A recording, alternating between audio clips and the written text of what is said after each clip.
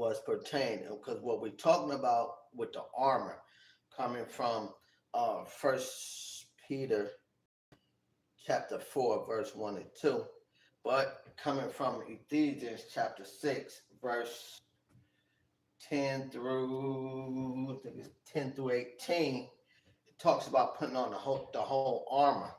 Uh, that to me, and then I gave the reference of I read up about David last week, which I understand. I understand why YouTube said that last week, because the story that I was talking about with David talked about violent stuff happening. So we know that things are going on in the world that's violent. That a lot of people, a lot of Christians, and a lot of violent things are happening in the world today. Like we had a shooting in the mall a couple of weeks ago. Um, uh, we see all of this terrorist stuff. We see all of these wars, and we see hear about all these Christians that are being martyred in these other countries.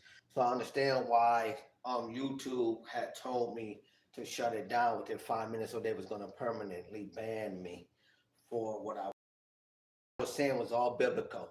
If they would have let me finish, they would have heard and understood what I was getting to. What I was getting to was talking about the an outward armor, how David had put on, how King Saul had told him to put on this armor, but but David said that he couldn't wear it because he wasn't proven in it yet. He didn't know if he took it off.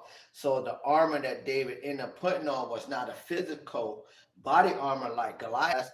That's why uh, that's why uh, that was done. I was talking about that. And when I'm talking about the armor that we have to put on is God. And we got to keep it on. David had that armor on. He kept it on.